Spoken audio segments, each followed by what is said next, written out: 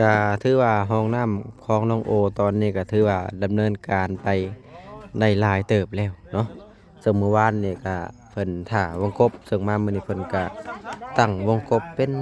ที่เรียบร้อยเนาะอันนี้แหละแม่บ้านกับพ่อบ้านเนาะพี่น้องเนาะเพิ่นช่วยงานกัน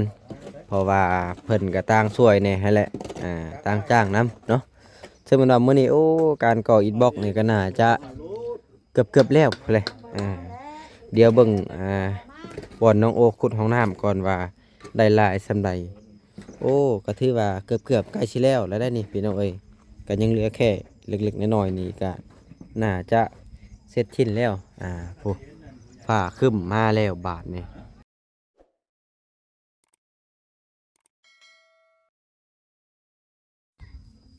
เอาพี่น้องเอ้ยก็ถือว่าเปิดภาพมาตอนนี้ก็มาอยู่บ้านหนุ่มโอเพิ่นอีกแล้วพี่น้องเอ้ยก็เป็นบรรยากาศช่วงเศร้าๆอีกตามเคยเนาะซึ่งเมื่อวานนี่ทางบ่เอ็นเข้ามาน่ะทางสร้างเพิ่นก็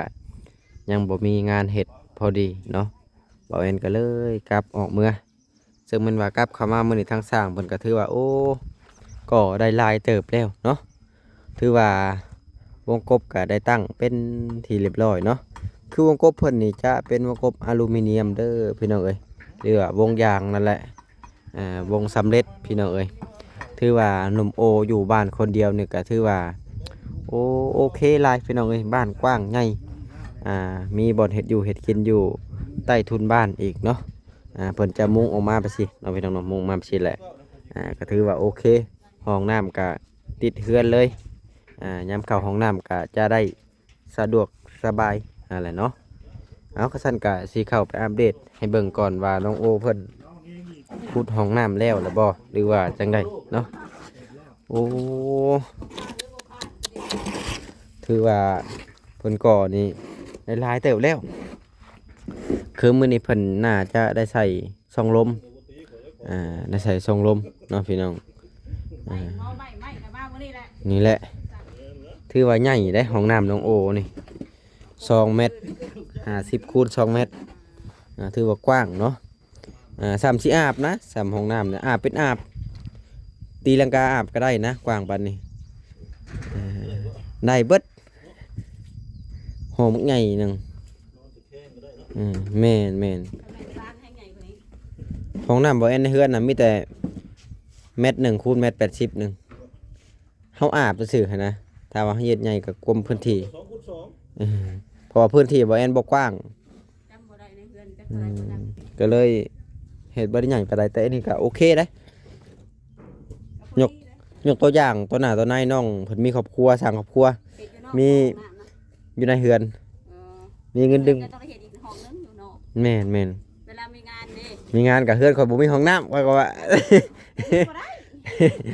เข้าป่าเลยก็ว่าตากับบ่มีบัดนี้เฮือนอ้อมเนาะอดเอาเด้อข่อยก็ว่าอดเอาถือว่าอันนี้ต่อไปนี่ยกตัวอย่างน้องเพิ่นมีครอบครัวเนาะดึงไฟฟ้าเข้ามาตั้งเครื่องซักผ้าสบายมันกว้างถือว่าอันนี้ก็ป้าเท่าใกล้สิแล้วยังน้อยหนึ่งคือว่าจังหวะเลิกแห้งอีหลีได้นี่ฮะเลิกกว่าเฮือนน้องแต่ได้เฮือนน้องแต่บ่ได้เลิกขนาดนี้ได้แม่นบ่อันนี้เลิกกว่าอันน่ะ1 เมตร 306คือกัน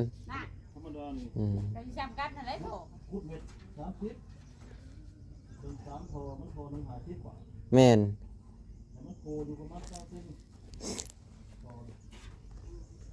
อันนี้ถือว่าเลิกได้ถือว่าทางสร้างเพิ่นมีแม่บ้านมาช่วยมื้อนี้ไปอะไรแม่บ้านแม่บ้านมาแต่จอบงัวจอบงัวอยู่หน้าหรือว่าเห็นกล้องแล้วป๊บอีกบ่แม่บ้านก็ได้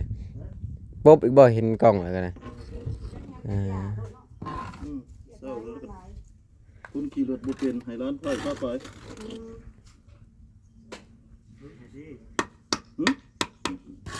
ไปจอบเบิ่งก่อนค่อยเขาลงก็เขาบ่ขับนะรถ3 คันในเรือนน่ะ บ่มีผู้ขับ ข่อยขี่ช่องคันผู้เดียว เราบ่กล้าบ่จักเนาะ ก็ ย่าน ถือว่าประตูลื่นตั้งง่ายเนาะมันบ่หนักอีก เดี๋ยวเราก็เห็นประกอบหยัก สบายเนาะ เขาเห็นสบาย เออแสดงว่าเพิ่นเฮ็ดใส่กล้องมาเลยแม่นบ่มีแต่ประกอบเองอยู่พี่ ประกอบมาแม่น สบายแฮงบ่ได้เกะกะอีหยังเลย พวกกุ๊บไม้อยู่ไทยคือกันนะเขาบ่ได้มาเป็นวงเลย เออ บ้านเขาประกอบอีก มันบ่เกะกะเนาะ มันบ่ได้มาเป็นวงไหน แม่นบ่ มันมัดใส่กันมาลูกประกอบอีกวง บ้านแสดงว่าบ้านที่เจ้านั้นมันพัฒนาเนาะ บ้านเฮาก็พัฒนากว่าเด้แบบมาเฮาบ่ยังประกอบได้ เฮาก็บ่ได้เสียตะปูอีกเด้อันนั้นเสียตะปูได้2ดอกไปได้น่ะเสือหัวมันกบน่ะเอาเล่นๆหัวกันไปพี่น้องเอ้ย เศร้าบ่นี่บ่ว่ามาเฮ็ดแต่เศร้าปุ๊บ บ่เช้าบ่ได้เฮาก็ได้2ก้อน ไปตรงเอกสารนะครับเอาคน เพื่อได้สอง เด้นี่ๆเฮาก็ได้2ก้อนนี่เบิ่งแถวบนก่อน่ะ เอามา เฮาก็ได้2ก้อนนี่2แถวเฮาก็ได้แถวที่2 โอ้แสดงว่าก่อแล้วนี่ก่อแต่นี่คือนี่เนาะ แม่นเด้พอดปูนเพิ่นยังบ่ทันแห้งทำ ที่แรกเราไปดูเพิ่นว่าเพิ่นรู้ว่าเพิ่นว่าบ่ได้เฮ็ดดอกมันนี่ อืม ได้มื้อ ตัวที่ต่อบ่ได้เฮ็ดนะเขาจะเปิดเพลง โอ้ มาจะเสียงเริ่มมันจะขึ้นไปนะ อ่า เฮ็ดงานต้องมีเพลง จังบ่เมื่อยเนาะ เอาบุ๊กเพลงแล้วผม อืม เพลงกับเพลงให้เอาเบิกพังกันแหละเพลงจังมันร้องมันดี แนวเขานี่ พังก็บ่ฮู้เรื่องเลย แนววัยรุ่นเด้ค่ะ เขาสาวไม่รู้ ถือว่ามื้อนี้จักว่าแล้วบ่จักก่อนี่คิดว่ามื้อนี้ก่อมื้อนี้อาจจะแล้วบ่จัก อาจสิแล้ว คันบ่มีงานตัวนั้นก็แม่นแล้ว อืม ยันแล้วก็คืน เพราะว่าลูกมามันบุ๊กเลยเด้อ ลูกกับพ่อนี่ก็ก่องามคือกันเนาะ สร้างใหญ่เด้จ้ะ สรุปแล้วลูกบ่ทางไงหรือพ่อทางไงบัดนี้ ได้จ้ะ เออ ลูกมันแต่กรุงเทพมันนะ เออว่าแกนว่าเนาะอันพ่อวัดบ่ได้จบมากรุงเทพคือลูกเด้ จบมาจากกรุงเทพคือกัน จะ18 ปี จบคือกันโอ้แล้ว จบมากรุงเทพสร้างเฮ็ดตึกบายกก็ได้นี่ นี่แหละ คิดรีสอร์ทใน อันนี้ อันนี้ จะไปเฮ็ดที่ไสก็บางที FC เขารู้จักนี่ ดูฉันก็ เอ้าลองมามึงดู นี่นะทางเขาลังสิตนี่นะห่างใหญ่ๆนะ ทางเขาลังสิตลังสิต ลังสิตพี่เจ้า ฟิวเจอร์ 2 ปีอยู่ครับ โอ้ อ๋อแสดงว่าเจ้าบ่เป็นคนก่อได้ น้ำตักน้ำกันและคนงานเป็น ธรรมดา โอ้แล้วบ่ธรรมดาเด้ออ่า แต่เรามีส่วนว่าเราเคยเห็น อ่า ตรงนี้เราเป็นคนเห็น อ่า บริษัทเขาเป็นคนงาน ลังสิตฟิวเจอร์บ่จักแล้วคนบ่เคยไปไทย คิดเลยก็ นี่ เคยไปหน่อยนะจ๊ะ แม่นบ่เคยไปกรุงเทพได้ โรงพยาบาลปทุมเวช อันเด้เอา FC แถวนั้นมีบ่พี่น้องเอ้ยบอกจุดดูเจ้าเฮ็ดบ่ได้น่ะบางที FC ไปประกวดบางที FC จำหน้าจำตา ซอยกับไปคอนโดซอยลาซานมันมีโรงหนัง อันเด้ ซอยลาซาน หมายลาซานนะ ทางจากถนนใหญ่ไปประมาณนั้น ซอยได้ลาซานไหม อ้าวจือว่าแต่ซอย ลา ลา ซา ซาน น ของเขาอยู่ในลาซานกาสิบุก บ่ลาซานอยู่ในลังสิตนี่ ลาซานลังสิตลาซานลังสิตก็มีสิ ซอยลาซานซื้อซอย มันซอยเข้าไปมา ซื้อซอยซื่อๆเด้ คือซอยโมเมนต์เขตนะ เอาอีกซื้อซอย เอา ลา ข ซา อน งเขาอยู่ของตลาดกุเตียได้ยังไงลาซาน36 อันนั้นมันลาซานตัวน่ะ แล้วคางลง งงเลย ลงหนังอ่ะลังสิตละมา อ่า เดี๋ยวนั่นล่ะจังมันหยุบหรือยังเดี๋ยวนี้ เดี๋ยวว่า เบิ่งหนังมันน่ะแต่ข้าวราคาเขาเบิ่งหนัง15 บาทเนาะ บ่อยู่เพิ่นก็สิเปลี่ยนใหม่แล้ว เปลี่ยนใหม่ เขาน่าจะปรับปรุงใหม่ไปแล้วเนาะ ตั้งแต่ ซื้อใหม่ เอียงก็ค่าตัวเขาเบิ่งหนัง15 บาทสมมุติจะเท่าไรดอกตัวมัน จักบ่เคยเข้าเบิ่งจักเถื่อเด้อทางนี้ก็ได้ โรงพยาบาลประชาธิปัตย์ บ่เคยเข้าเบิ่งนั้นจักเถื่อเลย รุ่นเฮาเขาไปเบิ่งนี่ยัง100กว่าเนาะ120ตอนเฮาอยู่กรุงเทพ เดี๋ยวนี้บ่200บอกมันบ่กลัว อันโรงพยาบาลประชาธิปัตย์เอาลูกไปเขาของหมอ สมมุตินี่บ่ฮู้ว่าเท่าไรพี่น้องเอ้ยค่ะ เดี๋ยวเขาถามว่า เฮ็ดงานหยังเฮ็ดงานก่อสร้าง เขาเก็บได้เขาขอค่าธรรมเนียม10 บาท10 บาท อืม มันนี้เอานมไผ่ไปออกลูกโรงพยาบาลไซน้อยนะเสีย30 บาทกูมีเงินเขาถามว่าเห็นงานยังเห็นงานก่อสร้างสาถูกเขาอยู่ได้กูมีเงินเลยขั้นงานขั้นคนงานก่อสร้างเขาบริเอา เพิ่นก็ใจดีเนาะ เขาบริเอา นี่แหละคนไทยใจดีเพิ่นว่า ดีได้ อืม เออดีเลยส่วนมากสวยเรือมากมีแต่คนไทยได้ กับบลืมเขาได้โรงพยาบาลประชาธิปัตย์เขต200 ปีนี่ก็บริเอาเงินจนมูมีเงินค่าแท็กซี่ไปแบกลูกไป อืม พวกเขา อันนี้คือทั้งในบ้านเพิ่นเล่าเรื่องราวตั้งแต่เพิ่นไป เอาดี ทำงานอยู่ฝั่งไทย แนวจำอยู่ตรงแนวบ่อยากจำก็บ่อยากจำ แนวมันดีๆก็จะจำอยู่ได้ แม่นตั้งแต่แนวดี 90เลย ยก90 90 94ไปไปทำเย็ดหาเก้า จำอยู่แล้วเนาะ ไปทำเย็ดหา90 อดีต กลับมาบ่ได้ได้เมีย เขานี่ยังก็ในเฮ็ดว่าเพลงเขาก็ว่ายก90 อยู่90 เองอันนี้ อยู่เพลงก็ฟังมีแต่อยู่90มาเลย ช่างมัน เอาไปยังฟังอยู่90 ตัวนั้นมันขาแห้งมันก็บ่คือแนวนี้ เอาเรือสั้นเดียวนี่แหละวะอยู่บ่ เรือสั้นเดียวนั่นแหละเขาเจาะหนึ่ง เรือผักนี่อะไรก็แล้วที่ เจ้า2คนลงคุดกันแล้วเลย เรือผักนี่แป้งมันแป้งขอแล้วก็จบ ๆแม่นแล้ว บ่าวลาก็บอกเอ็นลงจัดการ ซื้ออาหารมากินเที่ยงที่บ่เมื่อนี่ คอยพูดให้เจ้าตากเด้อบอกแอนเด้อ คอยเป็นคนคุด อ้าว เขาบ่ถนัดบ่ได้ตักน่ะ แล้วเอาสิมาตกลง นี่ กั บอก น ว่าอันเรื่องสวมในประวัติคอยเด้อเขาบ่อยากเว้า อันนี้ เรื่องคุดสวมนะ เดี๋ยวจะหน่อยคนตกมานี่ แต่ว่าคอยมาเฮ็ดงานกลางคืนว่าคันว่ามีสวมแล้วเขาให้เมา อืม คุดเลยกลางคืนน่ะเชื่อแล้วเมียจะบอกโอ้ยเจ้าสิเอาเลยได้บ่กระโดด มือเดียวเราเลยหะเนาะ เอาก็เมียก็ เอาหาแล้วได้มื้อนี้ คุดสวมส่วนนั้นเขาจะปล่อยให้เมา เขาเทียมเจ้าเนาะ ไปกับเมื่อบ่ ให้เมื่อได้มื้อนี้ อื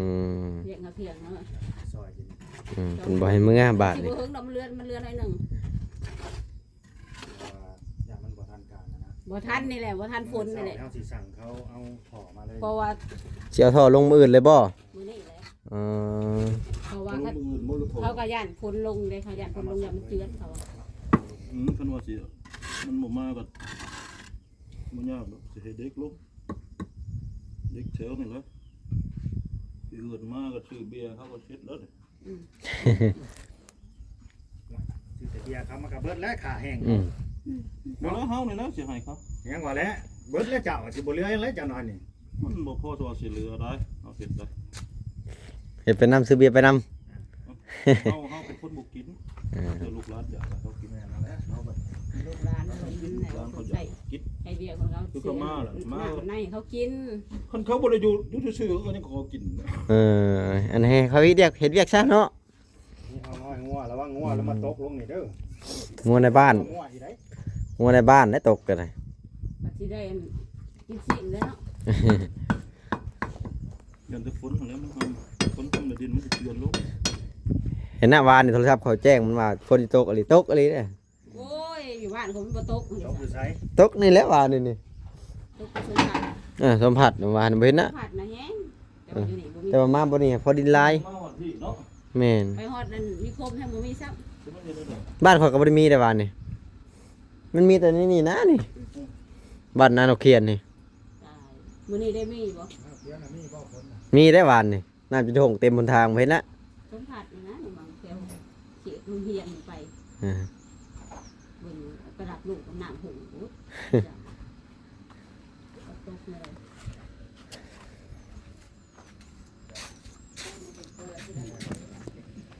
อืม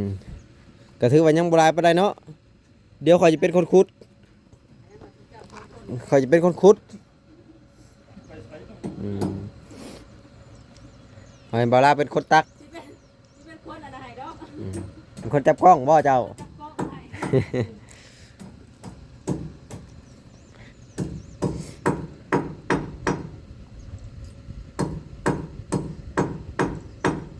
เล็กเจ้าของ นาะ ประเทศแทนโซลาร์เซลล์ไปไว้คือเสียคือ มันสิถึงยังอยู่ บ่ถึงไอแดดก็ได้ ไอ้เด็กก็ถึงบ่ หุงอยู่แต่มันเก็บภายบ่ฮอดเบิดคืนกลางดึกมาแล้วมันเบิด มันบ่ได้นะทำสิ บ่คือมันถึกแดดตลอด เอาขึ้นไปยังแผ่นมันคือต่าง ข่อยก็อยากได้อยู่ได้ไฟโซลาร์เซลล์นึงได้แพงแต่ ขอดีแต่เฮือนขอยซื้อแต่หึง แพงอีหลีคือมื้อนี่ ซื้อช่วงมันบ่แพงจำนี่เด้2-3แสนนั่นเนี่ย4แสน 7แสนพุ่นเด้อคือมื้อนี่เดี๋ยวนี้นะ พอสิติดลายก็ช่วงน่ะเด้ อ่าร ถเสียจังหาทางติดเขา ขโมยเข้าบ้านแล้วจังติดขโมยเอาของไปแล้วจังติดว่าซั่นซะ แม่น อ่า ไอ้นี่พวกเอามาติดวะ แล้วนี่ติดฮอดบนเฮือน จูนของหัน ส ดิ ว่าง อ่า แต่ว่ามันใส่กล่องราคาถูกสร้างสิไป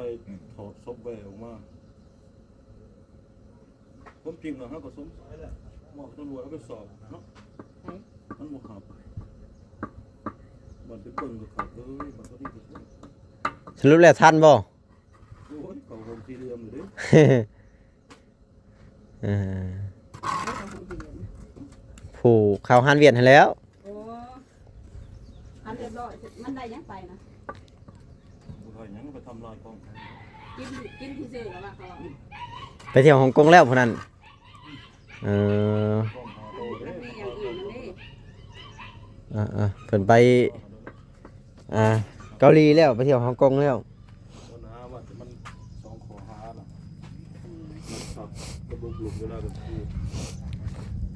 ลักบ่ลักกับพิษได้เข้าเฮือนหมู่ยามกลางคืนยามวิกาลยามหลับยามนอน เอาเงินมูล อืม เจ้าว่าเอาต้องยักเอาก็แล้วแล้ว บ่ได้ครับอนุญาต หลักบ่ลักก็แม่นพิษโลด คิดแล้ว เฮ้ยเข้าโดยบ่ได้รับอนุญาตแม่นผิดกฎหมาย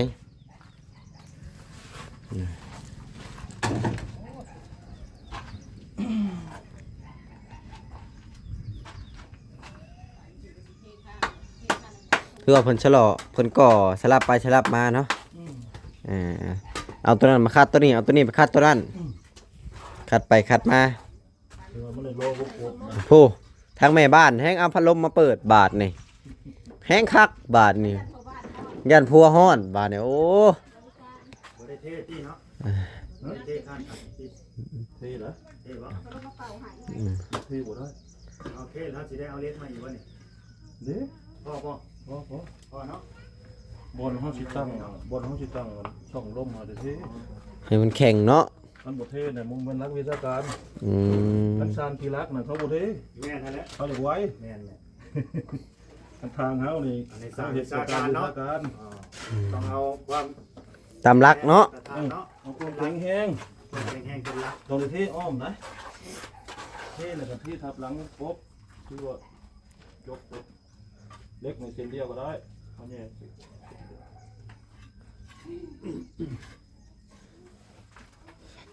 ถ้าเราต่างเข้ามากมายเขาว่าบุเท่ก็ได้จะเป็นยัง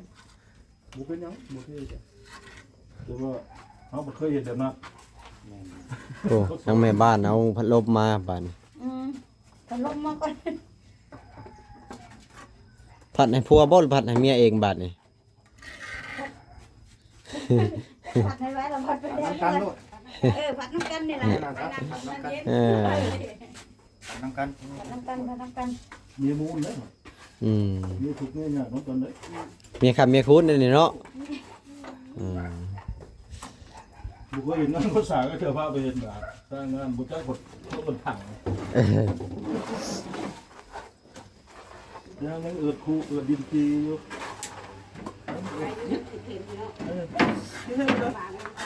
ปลูกเนี่ย ถูกมานำกันก็ต้องเจริญไปนำกันอืม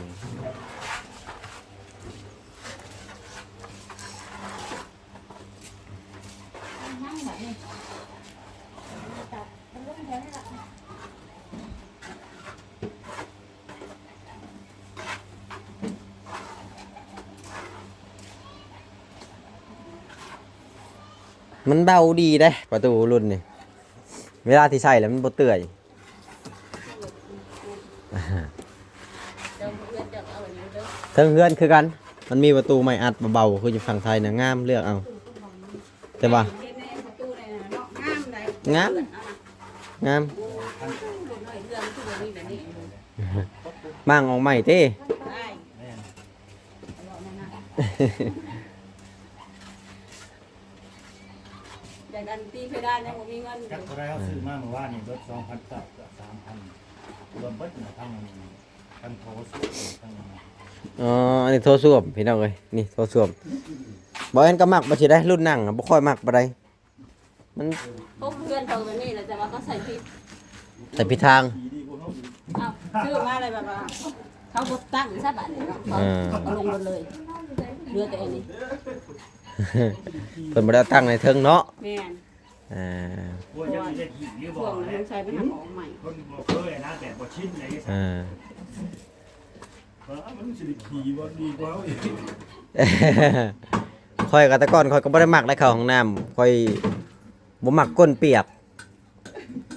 คือสม อะไร มุติ ไป อ่า ไม่ต้องกล้วยในบ้านนี่คือว่า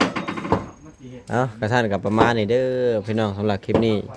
ขอตัวจบคลิปก่อนไว้พอกันคลิปหน้าคลิปในพุ่นแหละสำหรับอีพีนี้ขอตัวจบคลิปก่อนเด้อพี่น้องเอ้ย วัน